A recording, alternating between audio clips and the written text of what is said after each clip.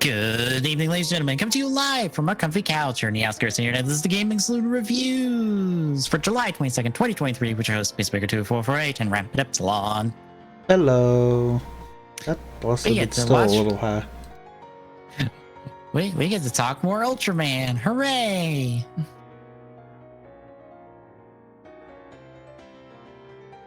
Yay. You know, I feel like I've noticed this, but it's almost like the monster suits kind of feel cheap compared to the rest of it. Well, that's because it's the same monsters that they've been using for an eternity.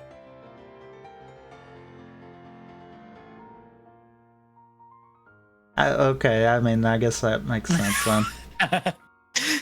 Ultraman does not make a lot of new monsters. I think Blazer is the odd one out recently of like, yeah, we're doing all new monsters. Whereas every other show for the last like several years has been like, if we got Gomora, it's the same Gomora suit we've been using for a decade.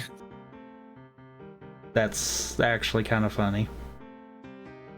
Look, if you think Toei is cheap with Rider, let me tell you about Tsuburaya and the fact that they're apparently broke as fuck. And so they skimp however they can.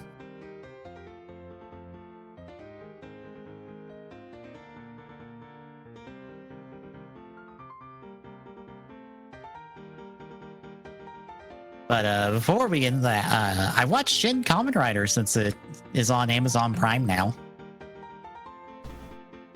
And how did that go? It's fine.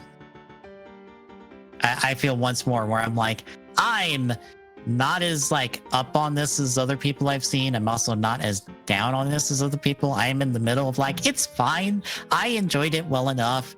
I just think the action is way too disorienting at times.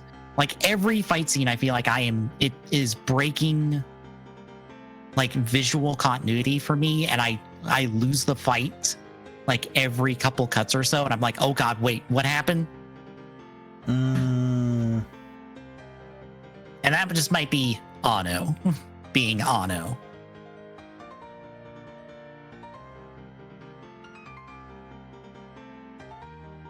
Also, it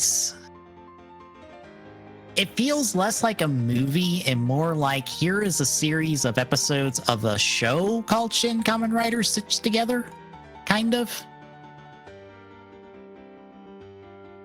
That's kind of odd. It feels like it's on purpose because every monster in the movie, besides I think like the last two, are like the first four monsters. So we fight the spider, like they're called augments. So there's the spider aug first, and it's like a 1-for-1 recreation of kind of the end of like the first episode in a lot of respects. But then we do the bat aug, and it's slightly different, but still has the same kind of like bullet points, kind of. And then it's I don't think the wasp aug was next in the original show, but then it's the wasp one, and then it's first it's technically the scorpion one, but they don't fight it. They fight the other people take care of that one. Then it's the wasp one, and then it's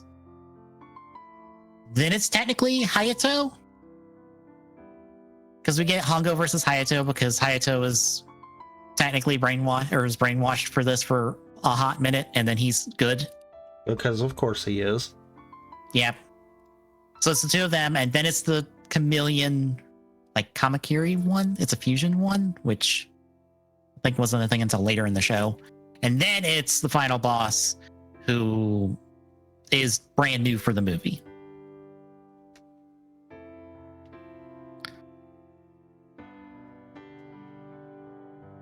But yeah, it feels more like it's several episodes just together, and there's a lot of stuff missing because there's like more stuff I feel like could be there. But like, it's fine enough as is. I'm just not super high up on it or super low on it. I believe on my tier list it is just below the original series and just above Black Sun. So it gets to go along with the other 50th anniversary reboot thing. That sounds about right. Yeah. I think the only one I've really enjoyed is Futopia, and that's just because it's just more double. I mean, It's yeah. It's just more double in animated form. I don't feel the need to rate it any differently than I rate double because it's just more double. The only downside of Futopia is, there could be more of this because there's more of the manga, but we're not going to get it because apparently the show didn't do super hot in terms of ratings and stuff. So, meh.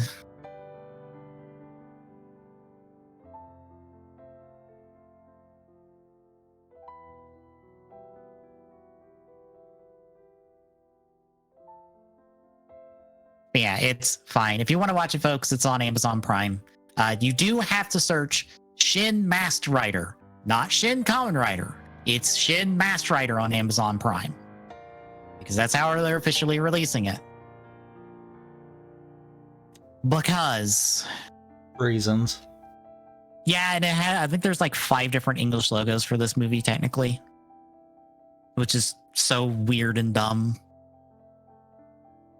That there's 5 completely different logos in English for this one movie when there should just be the one. Why is there not just the one? It's not that complicated. But I guess much like everything when it comes to Rider bringing it stateside, it has to be that complicated.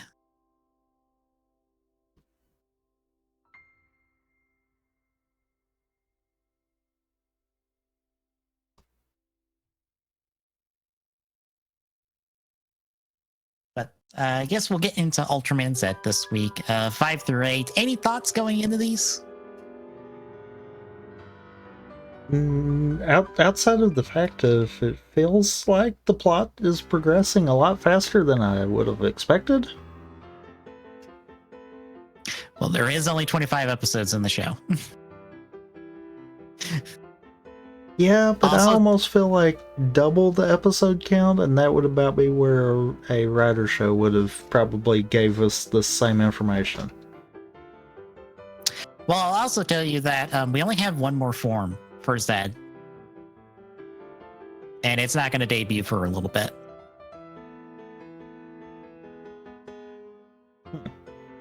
Like, it'll be before the show ends, but it's also not going to be for a little while. So we've only got the 3. It's kind of how Ultraman does its forms, where you'll get a bunch of forms right off the bat, and then you'll get a break, and then you'll get the final form. It's weird to use that terminology with Ultraman because the movie forms are count. So those technically can be final forms, but sometimes they're not because of reasons. Look, don't try to apply writer form like terminology and ideas to Ultraman because Ultraman doesn't do that. Ultraman just kind of does whatever it wants. Because, like, for example, I guess you could say final show form. Yeah, because that would be legitimate then. Mm-hmm. It just gets complicated because you have Ultraman Orb, where his final form is his base form that he reacquires in the show because of plot reasons. And now every time he shows up, he's in that final form or in that form because that's actually his base form, his true base form, not the form that he first showed up in the show with. Meaning his final form is one of the ones from a movie or special, I guess. Maybe. No, his final form would be his form. Yeah. It's weird and dumb, and I try not to think about it. I'm just like, it's that one. It's that one because it showed up at the same time as all the other ones. That's enough. I don't want to complicate this anymore because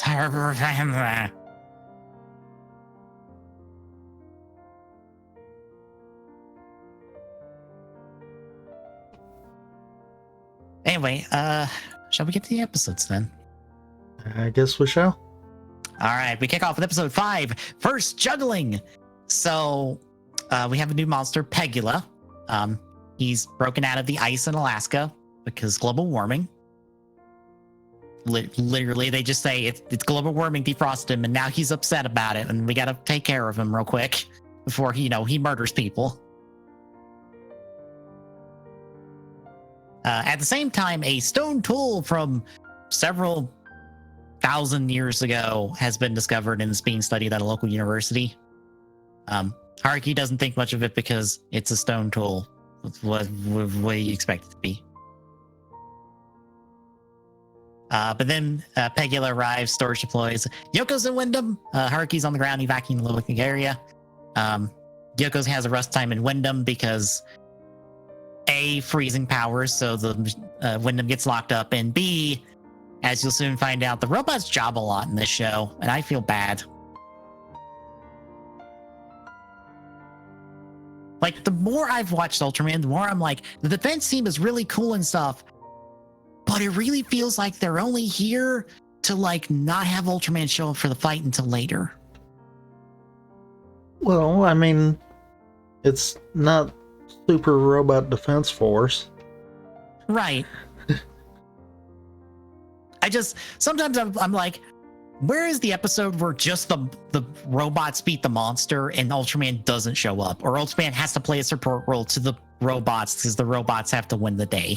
Because sometimes I feel like that just doesn't happen enough. And I'm like, yeah, the Defense Force is cool and all, but they sure do have to be the jobbers of the show. Because it's not their show. It's Ultraman's show. But anywho, Haruki tries to intervene, but an alien shows up. This alien's name is Juggler's Juggler.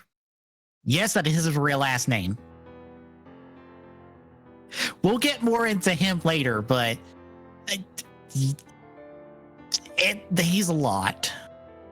But he just walks up and steals his Zed-Riser and then just fucks off. Also, Hibikura has walked off to the bathroom before this happened. I wonder who the alien is. It could be anyone on this show. But Haruki goes and gets Avenger and works to rescue Yoko. Meanwhile, the alien makes a copy of the Zed-Riser, and now it's a fancy dark-colored Zed-Riser called the Dark Zed-Riser, and he has fancy kaiju medals that are all his own.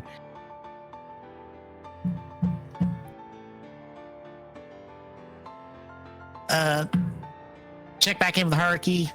He manages to rescue Yoko, drops her off somewhere. The alien shows back up, saves Haruki from getting frozen, and then it's like, here's the Zed-Riser back. Bye. So Haruki and Zed go and fight. And I love how Zed, like, berates Haruki for losing him specifically. Not the Zed-Riser, him. I didn't realize Zed was the Zed-Riser in this situation. I mean, I guess in light of, them both dying, that would probably be the case then. Yeah.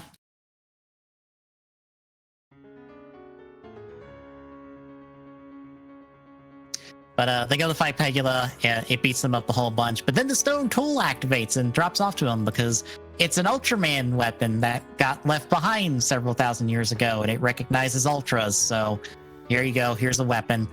They beat up Pegula really quick. But then the alien turns out to be Hibikura, because duh. So he uses the Dark Zed-Riser to become Zepodon. And he even gets a rise and stuff like an Ultraman. Again, we'll talk about him. The two of them fight, but Zed meets Juggler, and he just runs away and keeps up the identity of being Hibikura as the episode ends. So I'll ask you what you think now, since the next two episodes kind of run into each other.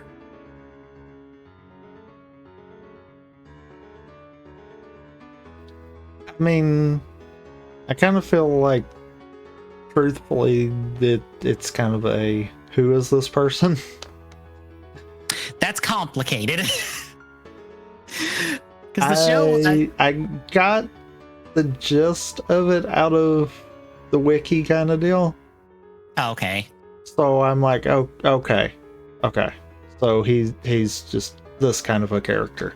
I'm not going to say it because I kind of feel like the episodes probably are going to be what gives the context for what I was saying in the wiki, and I'm like, okay. He's a bit of a chaos gremlin, if I'm being honest. That's just what he is. So to give some baseline information, who maybe are watching with us and going, who the fuck is this person? Because the show isn't going to get too deep into it, because all of his backstory stuff is only really important to the show he's from. He only really does what he wants to do. So this is Juggler's Juggler. He's the main villain of Orb, which was like 2 shows or several shows ago at this point, as we're watching Zed. He was buddy with Guy, who is Ultraman Orb, until Guy became Orb, and then he got upset that he didn't get to become Orb. So then he got powers of darkness, and that's why he has this alien form. And since then, he's just kind of like done whatever he wants, even if it is helping the good guys, because he just feels like it. So he's not a villain, but I don't want to call him an anti-hero because he's not really that heroic. He's just a chaos gremlin that just does as he pleases. Honestly, though, I think anti-hero would be the closest thing. Yes, because he does do stuff to help, but it's not because of the fact of he wants to help. It's because he just feels like doing something. Exactly, which is why I call him a chaos gremlin, because he just desires chaos in a certain respect and just does as he pleases. If it helps the bad guys this week, sure. If it helps the good guys this week, sure. But yeah, so the dark reason he has a Dark Zed Riser is because Solitoy, essentially. Because he had his own orb ring, a dark orb ring that also let him become Zapodon. So the suit is also from Orb.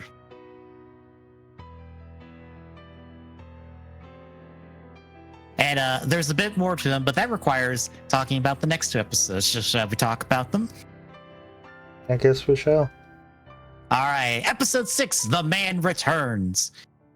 Training day for our pilots. They're facing Zavenger versus Wyndham.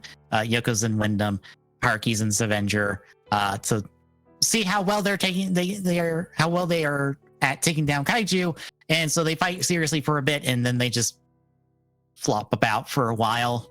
Because honestly, neither of these robots are really good at taking down monsters. Absolutely not. I think the only robot they get that is good at taking down monsters is the last one they get. But as they're fighting, a signal comes in, and Juggler sees this at base and sees that it is Gilvas. And he's like, oh, fuck, shit, pissed, no, oh, God, everybody run. I know how much this is a problem. So Gilvas lands and immediately just goes to town on Wyndham and Zavenger until another signal pops up and an Ultraman shows up. This is Ultraman Jeed, sporting a brand new form for the show. And then his theme song gets to play, and he gets to beat the shit out of the villain and then break its body and force the core to run away to regenerate and chase after it.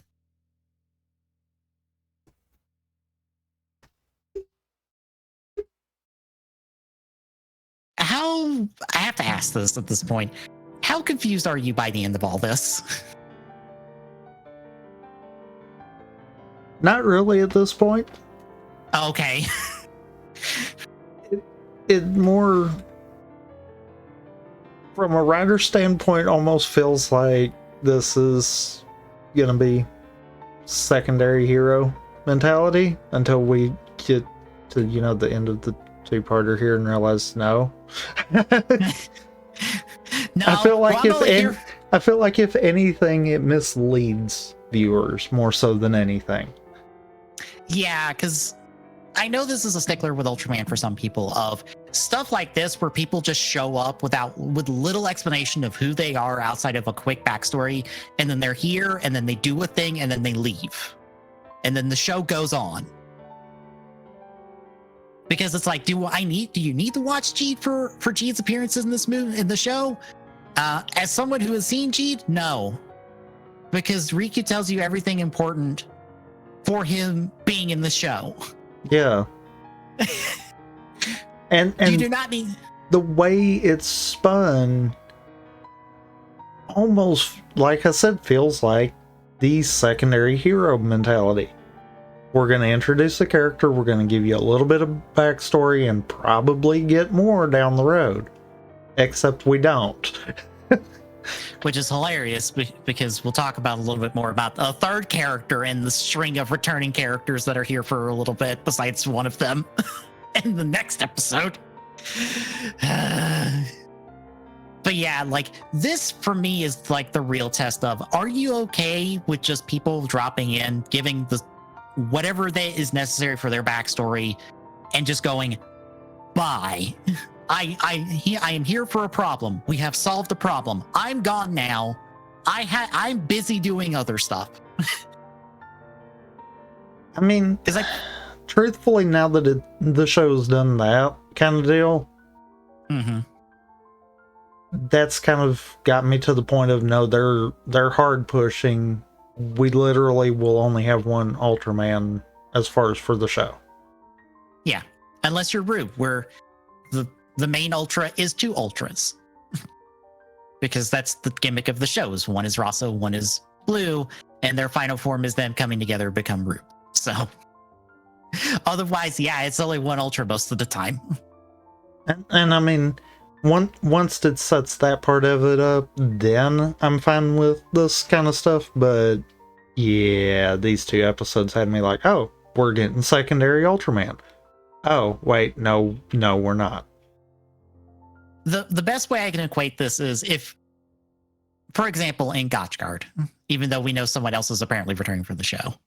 Well, no, I'll use Geats as an example because that's a bit of an easier example. It'd be like if 6 episode into Geats, fucking Gentaro showed up, slapped on a Desire Driver, became a Geats version of Forze that had like a rocket and a drill buckle, and was around for like 2 episodes because there's a Zodiac related problem, and then immediately left because solved the Zodiac problem. I'm gonna go bye. I'm busy now. Bye. That is the best way I can equate this. Yeah. Because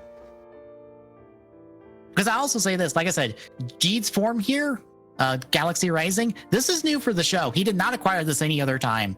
One of the people I follow on Twitter was just like, I wonder where he got this form. And I'm like, he literally got it in the show.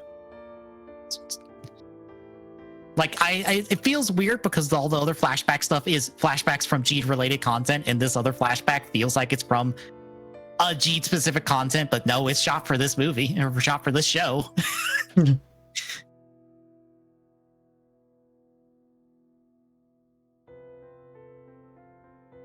Anyway, that happens. Then we check in with Kaburagi. He's trying to create a Belial medal. I'll say that now, with the Devil Splinter, which is the glowing rock things we've been seeing. But it fails because he needs something else to stabilize it. At which point we catch up with Riku, which I guess for clarification, since again they don't really get into it and it doesn't really matter, but I'll say it. Riku and Jeet are the same person. Unlike Zed and Haruki, who are 2 different people.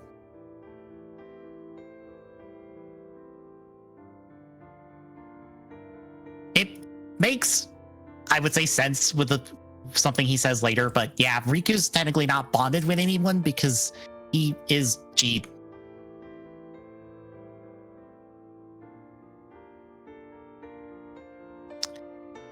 But Juggler catches up with him. Yeah. So that's the thing with Ultraman sometimes. Sometimes they're the same person. Sometimes they're different people. And sometimes I think they're both. It's weird and dumb. You just roll with it. Again, Ultraman... It feels weird if you're coming from Rider or Sentai to Ultraman, because Ultraman does not play by any of those rules you think about. It plays by its own set of rules. Like, when Riku says this Earth, he does mean this Earth. There are multiple Earths. And Jeed's Earth that he is from is not this Earth.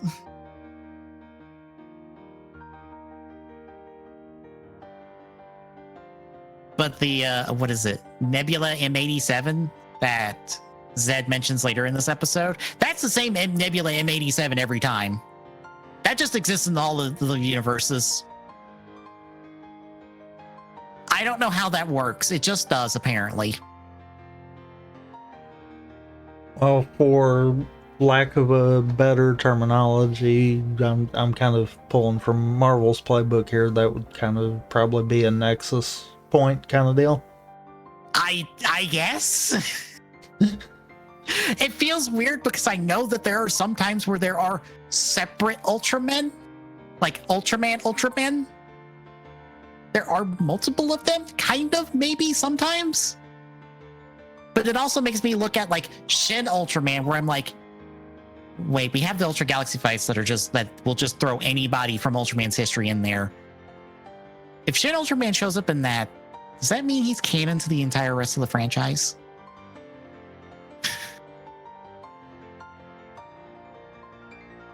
Like, is that a possibility?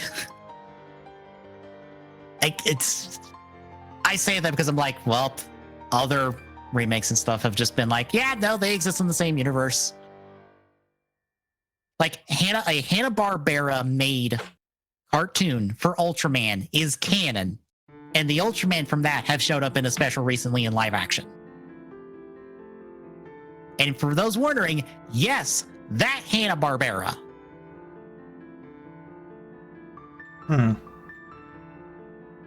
I wish I was joking. But anyway. But yeah, they catch up. We get an establishment of where Gilvas came from, essentially got resurrected by the Devil Splinter, which are pieces of Belial that have been flung across the universe and are causing problems. And everyone's kind of going to deal with them. And Riku's one of them for very personal reasons.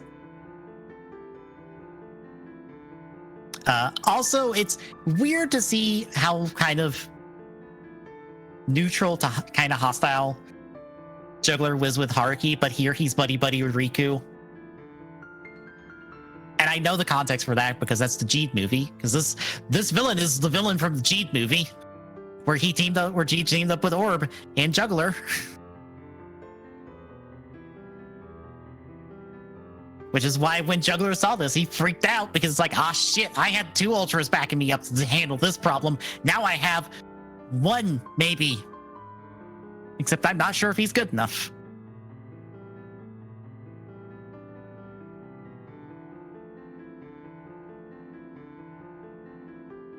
Anyway, we see the plan that the core is stealing materials to rebuild itself. So storage sets a trap to pull it in.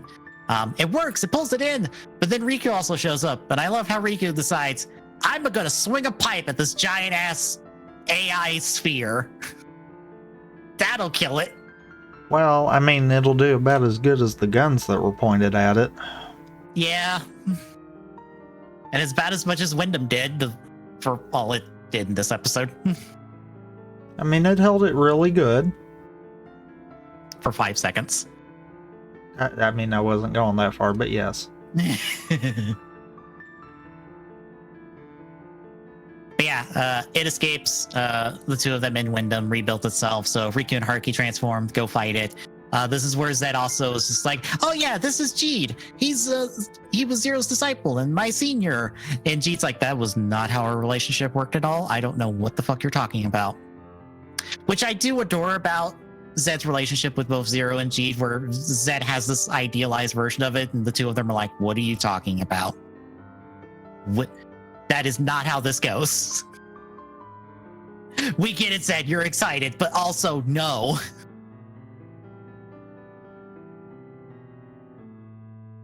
But the 2 of them team up, beat on it for a bit, but then it fights back. Yuka decides, I'm going to give it homework, and tells it to solve a big complicated math problem, which kind of freezes it up enough, and our 2 Ultras beat it, and it goes boom. But that's when we find out that Kaburaki is going to go after Riku because Belial is Riku's dad. And yeah, the necessary things he needs to make the medal are in Riku. Which takes us to episode 7, His Majesty's Medal. We check in with Zero, who's still stuck in his wormhole. He decides to pull out his ace in the hole to get himself out of the wormhole because he's been in there for several days. I feel like it's been several days. I'm willing to say several days at this point. He's been bouncing around in there. Also, if he could do this ace in the hole move, why didn't he do this before now? That's a fantastic question. I do not have an answer for it. I honestly don't have an answer for why he doesn't pull this out more. And on top of that, the explanation of his move essentially rewinds time. That is actually what the power does normally. Because if it rewound time to before he got sucked in it, then wouldn't he have never left to begin with? It rewound him to where the wormhole stopped existing. I guess. I honestly don't know how Shining's time works. Uh-huh.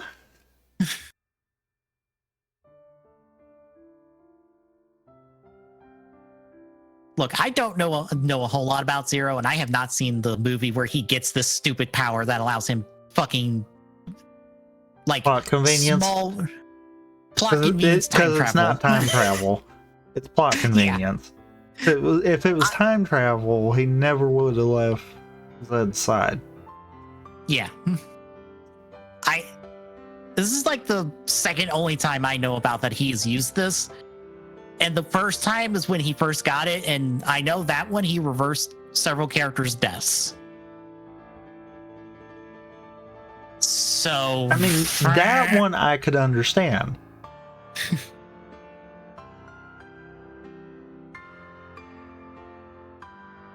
I don't get what he did though.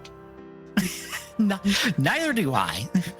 I'm just like, Zero has stupid dumb powers because he's Zero. So fuck it. The Goku comparison really works. Including the fun little touch that definitely wasn't intended, but is immensely even more funnier than Goku's voice actor is him in the English. Yeah.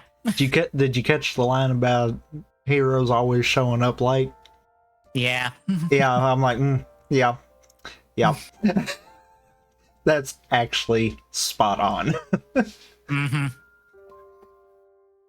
But yeah, he breaks out using Shining's time travel nonsense. He's Zero. He can just do whatever he wants. Meanwhile, we catch up with Riku. I get it. Ultraman Zero consequences. Sounds about right. We catch up with Riku, who's at storage with the team. He's getting food because he hasn't eaten in a while. And everyone else questions who he is until Juggler has to be like, hey, you investigate paranormal stuff for YouTube. And I'm like, you're just saying what Orb's buddies are from his show and saying that Riku does that. I know that reference because I've seen Orb. Which I feel is deliberate.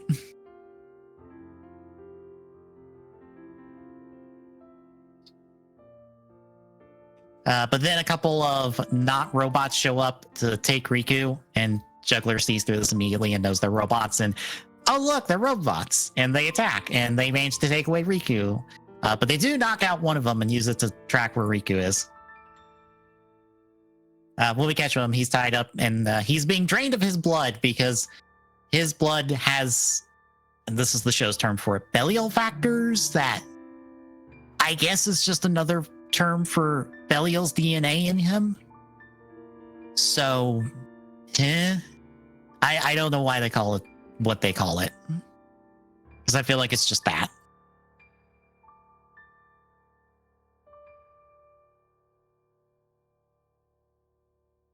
But yeah, the reason Riku's doing all this is because, as they show, so spoilers for the end of his show, but they show it in this episode. He's the one that killed Belial finally, like for good. So he kind of wants his dad to like not come back anymore and be evil, especially because he kind of like made sure he stopped being evil by the end of it when he killed him. So it's kind of personal for him.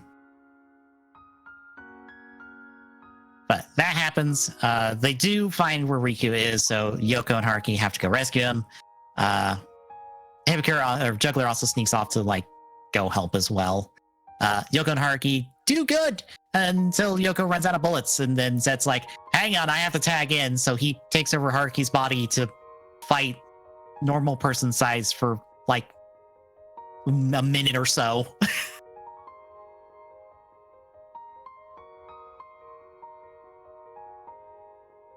But he knocks off the rest of the monsters, or rest of the robots, goes to Riku, but Juggler gets there first, rescues him, and then tells Riku, don't tell them I'm an alien. Bye.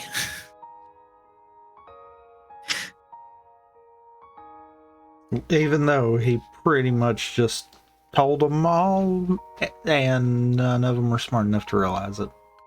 Yeah. It takes a surprisingly long time for anyone to be like, wait a minute, this random alien that keeps popping up in our captain are the same person. Ah, welp.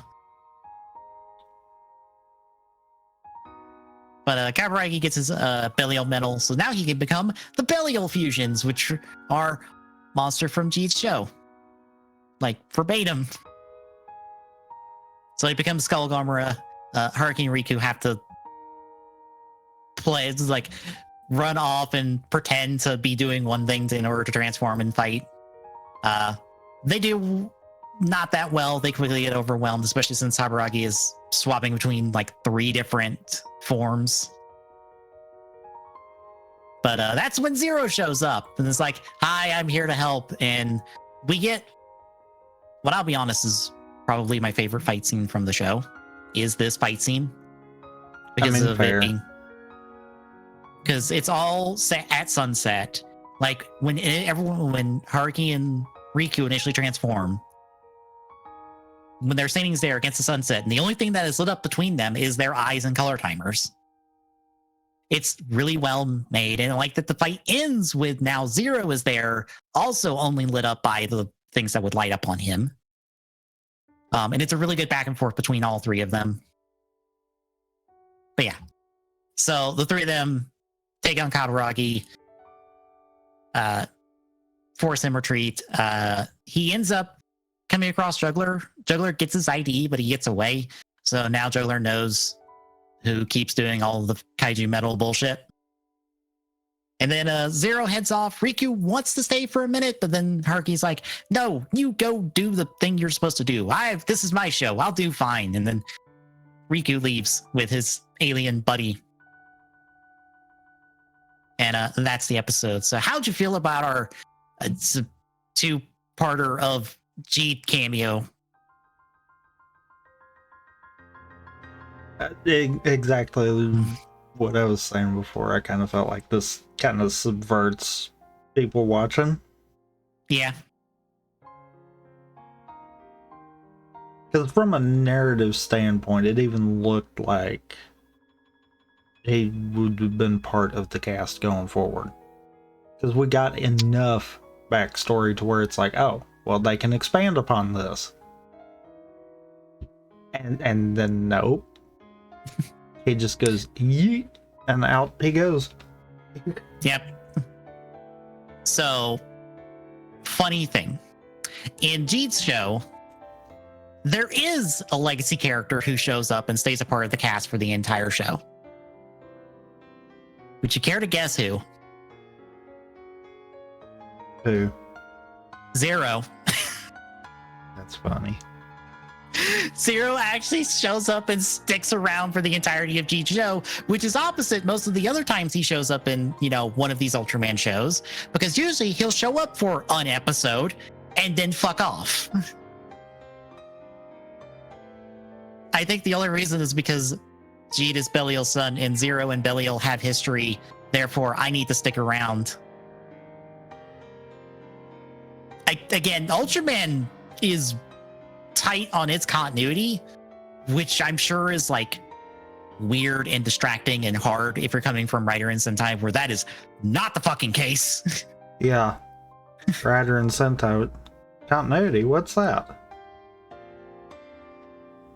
But I feel like with Ultraman, it works because 9 times out of 10, what you need to know is told to you from the character who's showing up to tell you that. If it's important, you know it. If it's not important, it's not. But if you want to learn more about that character, for instance, if you want to learn more about Riku, which I did when Zed was airing, he has a show. You can go watch his show, which I did, and binged it the entire week between the first episode he showed up in and the second episode. So it works. Is the best way to put it. Because I think the best way to get people into your other shows is to give them a reason to go watch it. And oh, look, here is your reason to go watch it. Here's this cool character that showed up and did cool things. Do you want to see them do other cool things? Go watch their show. I mean, fair on that part of it. Yeah. But at the same time, I don't know if it's the right balance. Yeah. Kind of deal either. Mm-hmm. Because really, for all intents and purposes, they could have done this as like a one-off special kind of deal. Yeah. And it would have served the same purpose. Mm-hmm. And that's the weird part of it. I almost feel like doing the crossovers, yeah, that's all well and good. That's going to get people interested in other shows. But I also feel like it needs to actually feel like it's a crossover and not feel like, oh, we're just introducing this new character into the cast. Mm-hmm. And that's kind of what this more felt like. That's really my only complaint with it, though. Yeah. Yeah, it feels more in line with every time I've seen Zero show up, where he shows up for an episode, does cool things, and then goes, "Bye, guys. You can solve your own problems. I've got other problems to solve." So it's like, hey, you want to see more of Zero? You have to actually go track down his movies, but there it feels fine, I guess, because Zero doesn't have a show, so his show ends up being all these appearances he's shown up. I guess. I don't know. I'm just not as put off by it as I've seen other people be put off by it. It's one of those, it more just, to me, feels like it misleads the viewer more so than anything. Mm-hmm. And for that, I can kind of understand why people get a little upset with that. Mm-hmm. I mean, especially this two-parter, you go from having a character you figure is probably going to at least stick around in the show for a little bit longer, and now this is it. And it's like,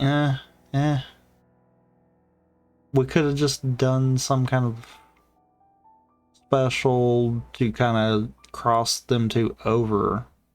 Or even if we'd counted this as like a two-part special, and it wasn't part of the show proper, I think it would have been fine. Mm-hmm. It's probably better done in the movies, because usually in the movies they do this. Because like I said, Jeet's movie... And see, that I'm perfectly fine with. Yeah. Because Jeet's movie, Orb and Juggler are in it, and so is, like, I think Orb's cast is in there? in Jeed's cast, but it also feels weird because Jeed's movie, the Ultraman movies, usually come out after the show's over. So it's not even here is like the current show and last year's show crossing over. It's the show that just ended crossing over with the show from the year before. Which, I mean, that's fine too. I mean, sometimes a case like that would be more akin to like how the start of the MCU was. You had the individual shows or individual movies all culminating into one movie. Yeah. And stuff like that I'm good with, because that then leads you to, if you catch the crossover part of it, it might lead you into wanting to watch the other parts of it. Or if you've watched the other parts of it leading into it, then it kind of gives you a bigger payoff. Yeah. But then there's the Taiga movie that is everybody from Ginga forward shows up in that movie in person and transforms together for like the first time ever. And it's like, I'll be honest, seeing that, I was jealous because I wanted that for like Heisei Phase 2 era Rider, but we will never get that.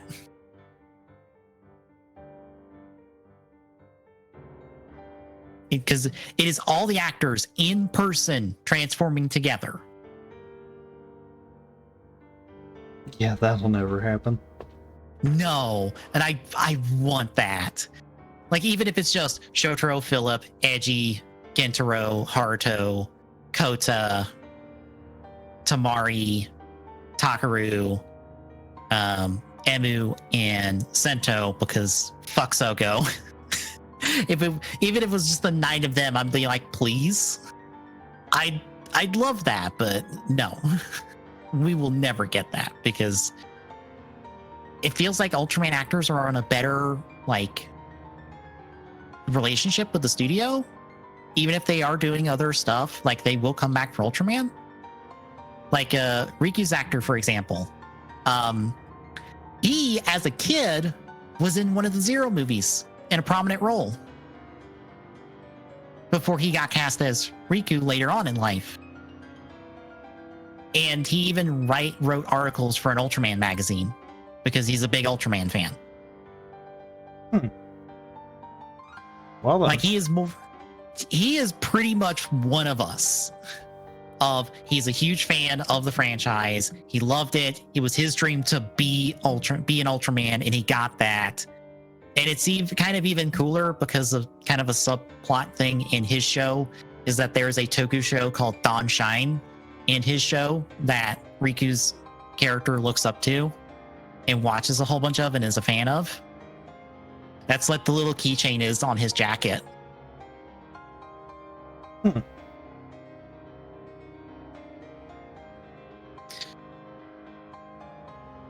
Yeah, it just feels like Ultraman actors are on a better relationship with Tsuburaya than writer actors with Toei sometimes, and I feel like that speaks to the studio.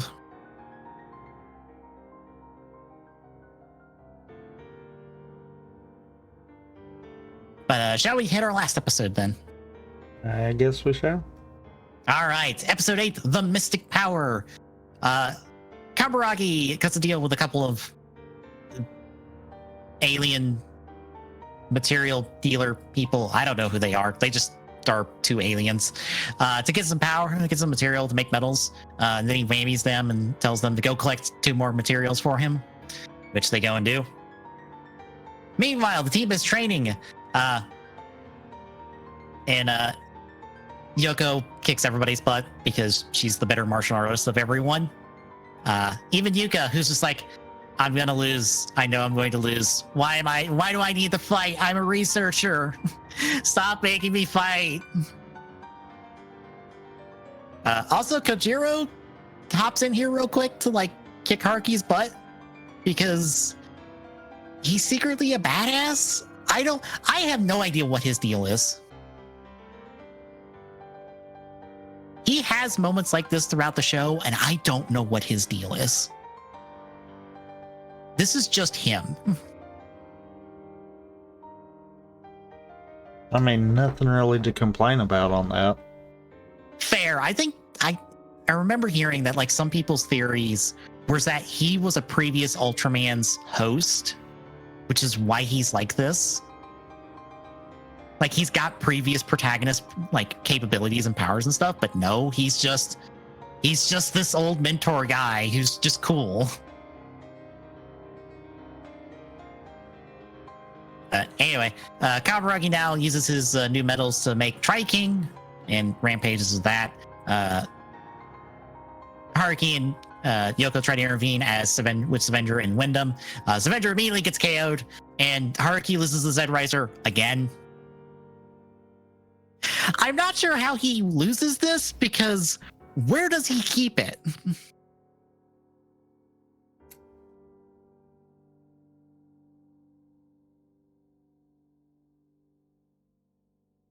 Like, what pocket does he keep putting it in that he keeps losing it? The interdimensional pocket that True. all heroes have. Yeah. I'm just surprised he keeps losing it, because I'm like, how are you losing this, Haruki? You literally only pull this out when necessary.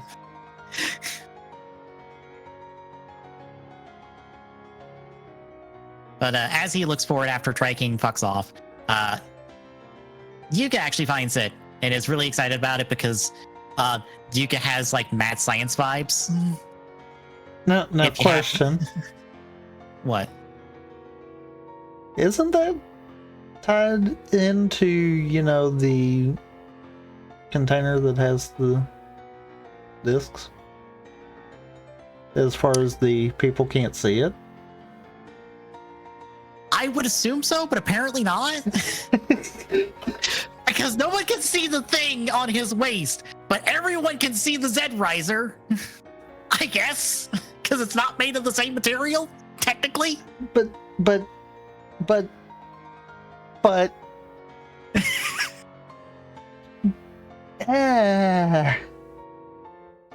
Look, I just find it funnier that in this scene where the one dealer thinks both of them are Zed.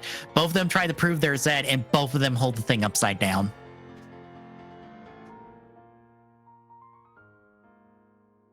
I didn't catch that. I'm not gonna lie. Yeah, they're both holding it upside down because the trigger's on the other side of where they're holding it. That's funny.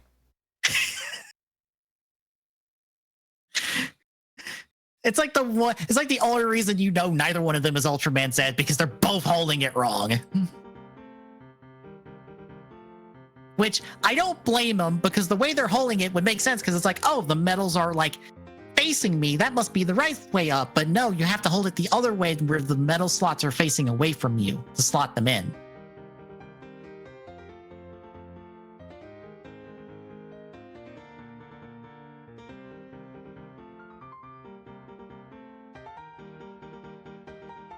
But both of them are kidnapped, and because the dealer's done with both of them.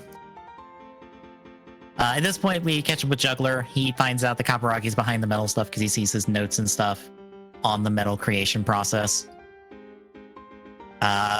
We do catch up with Haruki as he finds out where the girls are, rescues them, and then leaves them to go beat up the aliens for a scene or two, and then takes the Z-Riser and fucks off, and no one questions where the Z-Riser went after Haruki leaves. I guess Yuka was too distracted by, ooh, aliens I get to dissect that are still alive. Because I swear she has some real mad scientist vibes. I'm like, oh, if you were on a bad day, you'd technically be the bad guy of the show.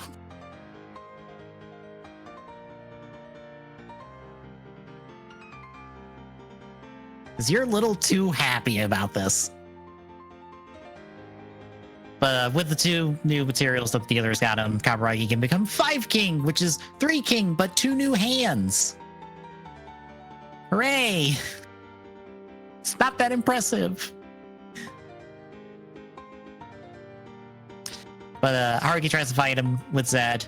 It doesn't work until Juggler's like, here's these metals I found at some point that are the Tiga, Dyna, and Gaia metals, because they were a trilogy of shows all made by the same production team, so they all get put together. And they give Zed I I just call it a magician form because of all the tricks and stuff it does.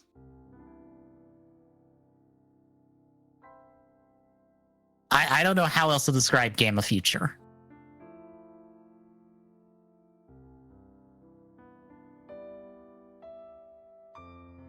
But they take down Five King with it. And Kaburagi runs into Juggler, who steals the Five King medals, and Kaburagi fucks off. And that's where we end the episode. So how'd you feel about our last one? I mean,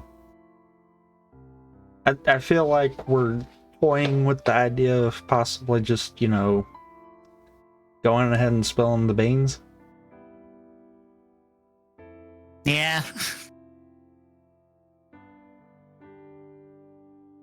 It does feel weird for me because I'm like, oh, this wasn't until later in the show. 8 episodes in. Oh, we've already done all that. Fuck, what was the rest of the show until like the other parts of it that I remember? Oh, right. We might be hitting the part of Zed that I might not remember until we're watching it.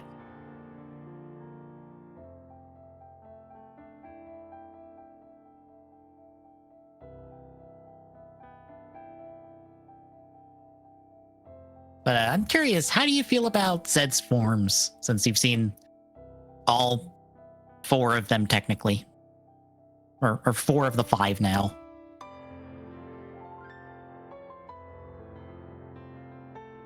Any preferences? I kind of like the most recent one, truthfully. I feel like I like that one the best. Yeah, me too. If I'm being honest.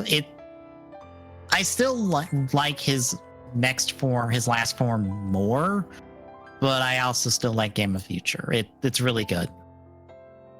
I just also like that it's very different because of all of like the magicians and stage show act tricks it does as its powers.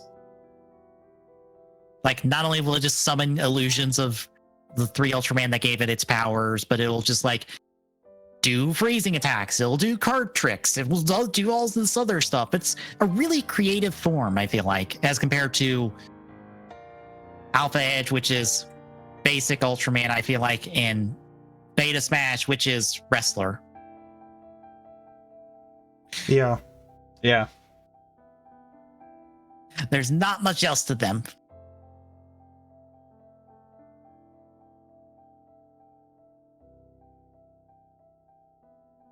Otherwise, I'm still enjoying my time. How are you?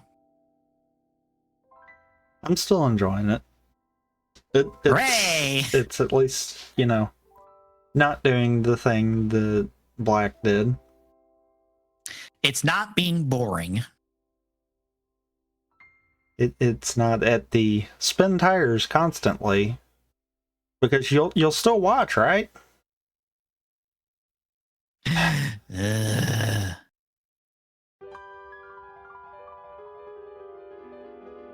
Yeah, I believe that will do it for us for this week.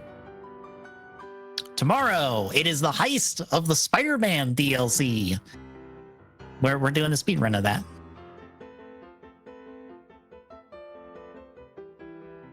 I might just wing it, or I might just get notes down tomorrow. I don't know. I feel like I don't necessarily need notes for that, unless there's some specific trick, but for a first time run through, I want to do it kind of trickless and just see how well I do. Granted, there's the Spider-Man runs don't really have any like big tricks or glitches, do they?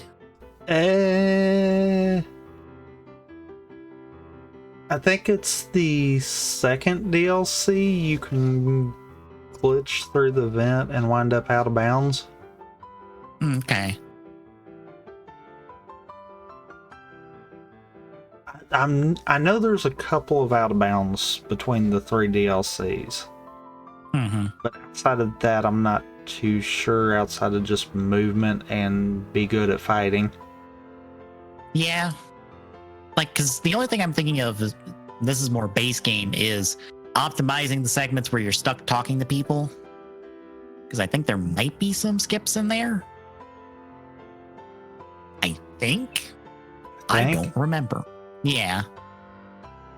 Like there's a couple of those big talk segments you can just fucking skip because you're stuck until those are done, or skipping like the waiting periods, because if I recall correctly, there's waiting periods after some chapters. Yeah. But there again, I don't think the DLC really has that much of that. Yeah, because it's just point to point to point to point to point. We are not here to waste your time with the superfluous side activities. I think the most it does is makes you do one of them every now and again, and then it's like, hey, there's the side activity. Go play the rest of the DLC now.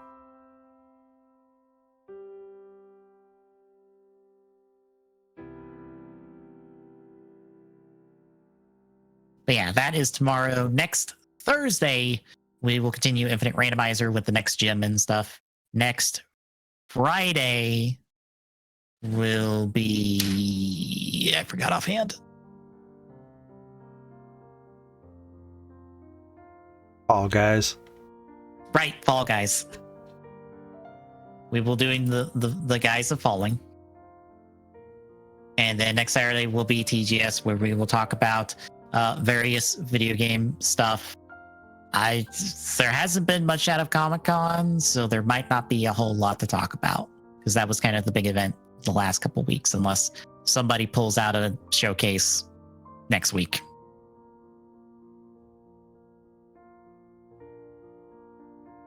But that is the week ahead, folks. So if you like what you're seeing, drop a follow. Really appreciate it. Chip it away at that Philly Go. At TGS Network on Mastodon.social and at TGSoon on Twitter. We'll give you updates on when we go live. Exclamation point, Discord, and chat. Use this, drop by, say hi, and we'll see you tomorrow, folks.